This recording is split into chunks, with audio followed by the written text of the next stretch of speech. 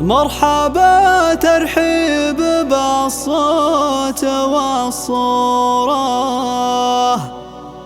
تنقله عذب اللحون وتغنى به.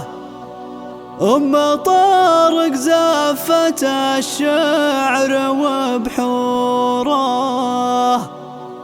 للضيوف راية العز خلابه.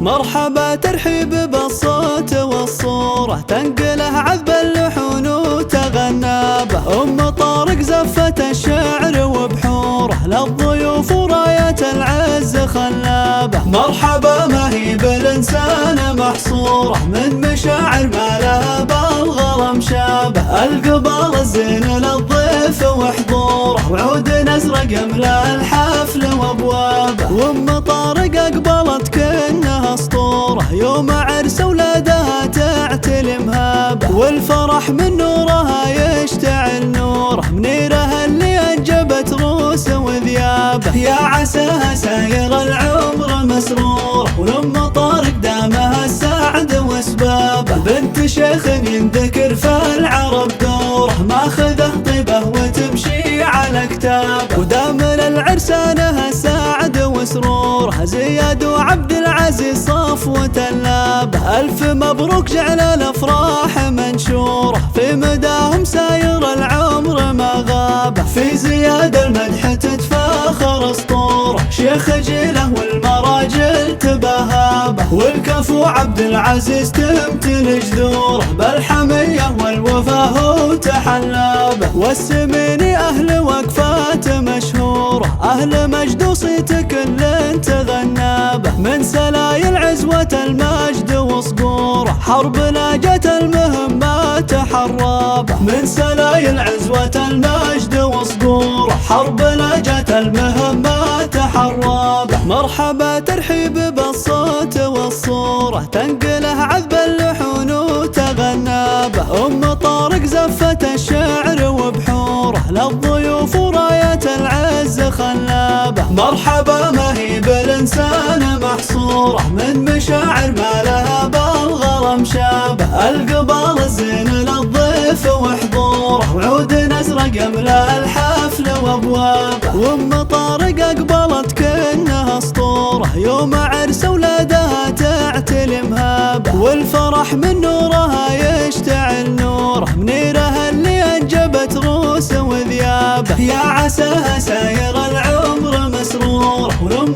طارق دامها السعد واسبابه. بنت شيخ ينذكر في العرب دوره، ماخذه طيبه وتمشي على كتابه. ودام للعرسانها سعد وسروره، زياد وعبد العزيز صفوة اللابه. ألف مبروك جعل الأفراح منشوره، في مداهم ساير العمر ما غابه. في زياد المدح تتفاخر اسطوره، شيخ جيله والمراجل تبهابه. والكفو عبد العزيز تمتلي جذوره، بالحمية والوفاه تحلابه. والسميني أهل وقفات مشهوره، أهل مجد وصيت كل تغنى به. من سلايل عزوة المجد وصقوره، حرب لاجت المهمات حرابه. من سلايل عزوة المجد وصقوره، حرب لاجت المهمات